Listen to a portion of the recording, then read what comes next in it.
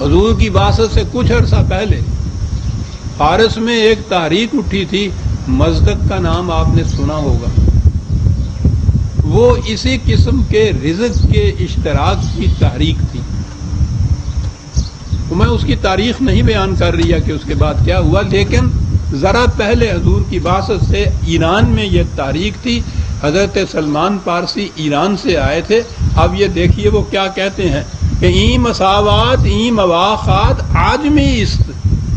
یہ کوئی خدا کی بات نہیں ہے جو کر رہے ہیں، یہ عجم کی ایک چیز ہے جس کو یہ دہرا رہا ہے. خوب می دانم کے سلمان مزدقی است.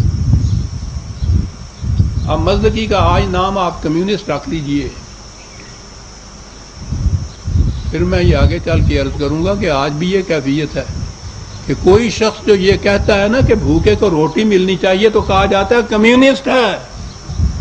انہوں نے یہ بات کہی تھی کہ یہ خدائی تعلیم نہیں ہے کچھ بھی جو یہ کہہ رہا ہے. وہ سلمان پارس سے وہ مزدقیت کو سیکھ کے آیا ہے اور اس نے آ کے ان کو یہ سمجھا دیا ہے اور یہ لے کے اس دعوت کو دے رہا ہے اور بتوں سے وہ فریاد کر رہا ہے کہ تباہ کرو اس کی دعوت کو، ہمارا بیڑا غرق ہو جائے گا.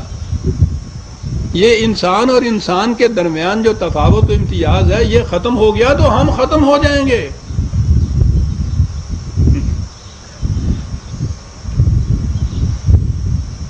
یہ تھا وہ نظام جو نبی اکرم صلی اللہ علیہ وسلم پیش کر رہے ہیں.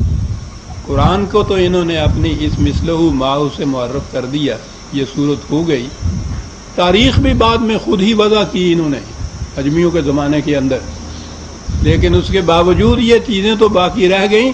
جہاں کہیں نوح ابو جہل باقی رہا ہے وہ بتا رہا ہے، یعنی ہمیں ان مخالفین کے ہاں سے سراغ مل رہا ہے اس نظام کا جو حضور نے قائم کیا تھا.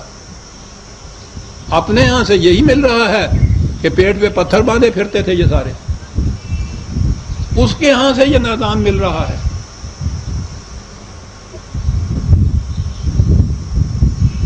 اس کے بعد پھر غریب غریب تر امیر امیر تر.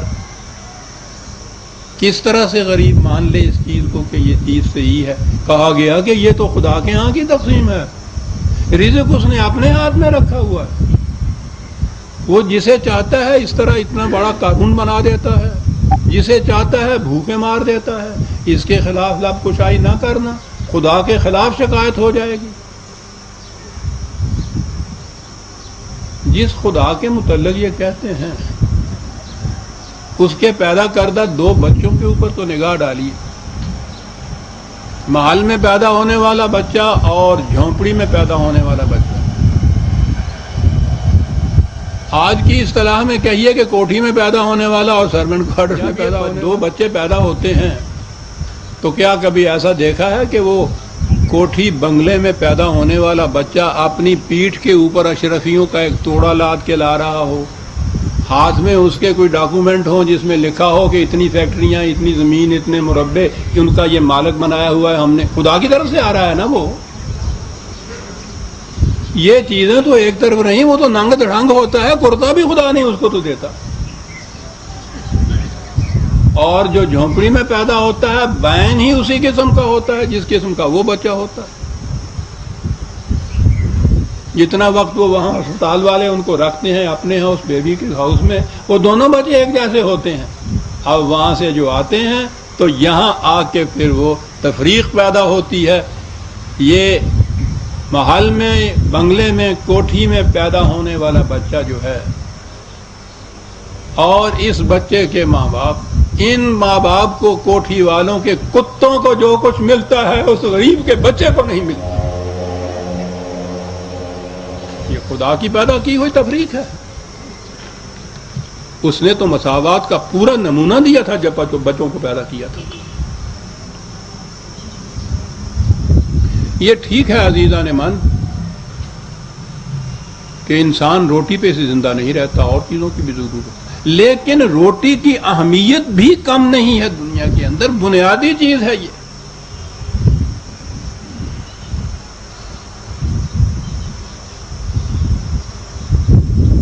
قرآن کریم نے اس کی بڑی اہمیت بیان کی ہے. حضرت ابراہیم علیہ السلام خدا کا پہلا گھر تعمیر فرماتے ہیں، باپ اور بیٹا دونوں نبی. تکمیل پہ جب پہنچتا ہے تو اس کے بعد حضرت ابراہیم کے لب پر یہ حسین دعا آتی ہے کہ رب اجعل ھذا بلدا آمنا وارزق اہلہ من الثمرات، یا اللہ یہ گھر تو میں نے بنا دیا ہے، میری دعا یہ ہے کہ یہاں کے رہنے والے امن سے رہیں اور ان کے رزق کا سامان تو کر دے۔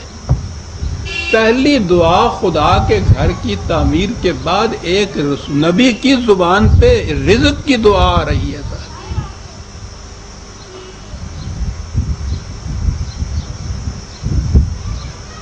قرآن کریم نے یہ بات بتائی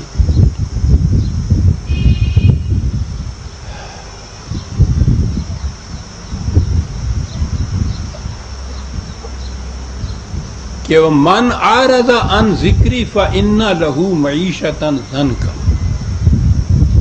جو ہمارے قوانین سے اعراض برتتے ہیں ہم ان کی رزق، ان کی روزینہ تنگ کر دیتے ہیں، معیشت تنگ کر دیتے ہیں، ان کا رزق تنگ ہو جاتا ہے۔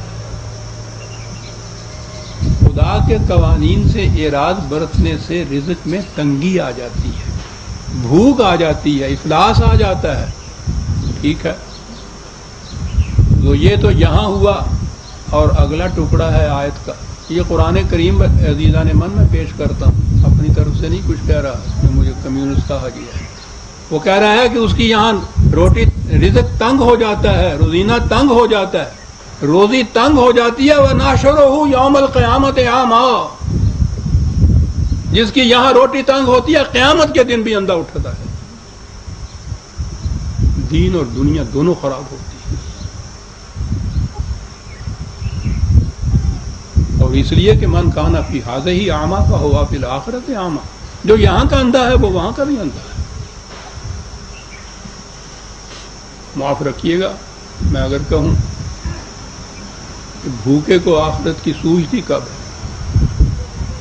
آج معیار آخرت کی خوشحالیوں کا اور ناکامیوں کا، آج کی زندگی جو قوم افراد کی نہ کہہ لیجئے گا، افراد بیچارے تو قوموں کے اور نظام کے ہاتھوں کے پٹے ہوئے ہوتے ہیں، مجبور ہوتے ہیں، ان کے ہاتھ میں کچھ نہیں ہوتا۔ قوموں کی حالت یہی ہے۔ یہ آج جس قوم کی زندگی خوشحالیوں کی زندگی ہے، یہاں کا مستقبل بھی اس کے ہاتھ میں ہوتا ہے، اور قرآن یہ کہتا ہے کہ عاقبت کا مستقبل بھی اس پہ ہاتھ میں ہوتا ہے۔ وہ اقبال نے ہی پھر یہ کہا کہ وہ کل کے غم و عیش پہ کچھ حق نہیں رکھتا، جو آج خود افروز و جگر سوز نہیں ہے، وہ کام نہیں لائے کہ ہنگامہ فردا، جس قوم کی تقدیر میں امروز نہیں ہے۔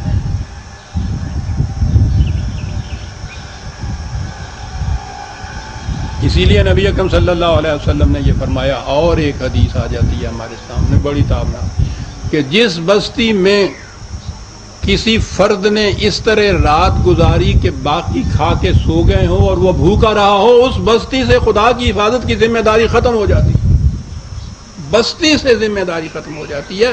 ایک فرد بھی اگر رات کو بھوکا سو جائے تو یہی وہ عدم مساوات تھی۔ ان میں عدم مساوات ہو گئی نا کہ باقی کھا کے سو گیا، یہ بھوکا رہا، اسی کو تو مٹانے کے لیے اسلام آیا تھا۔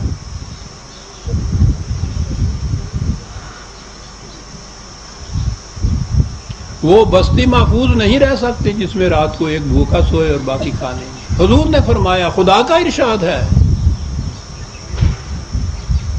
وہ خدا کی حفاظت کیسے ختم ہوتی ہے؟ وہ قوم تباہ ہو جاتی ہے جس میں نظام رزق کا، روٹی کا، معیشت کا یہ نظام ہو کہ کچھ بھوکے سوئیں اور کچھ ایسے ہوں جن کے پاس اتنا زیادہ ہو، جو میں ابھی عرض کیا ہے کہ ان کو کتے اتنا کچھ کھا لیں۔ وہ نظام، وہ بستی باقی نہیں رہ سکتی، تدبر کی فصوص سازی سے محکم ہو نہیں سکتا جہاں میں جس تمدن کی بنا سرمایہ داری ہے۔ اس لیے حضور نے فرمایا تھا کہ حفاظت کی ذمہ داری ختم ہو جاتی ہے اس۔ قرآن نے جو معیار قائم کیا ہے وہ ہے کہ ما ینفع الناس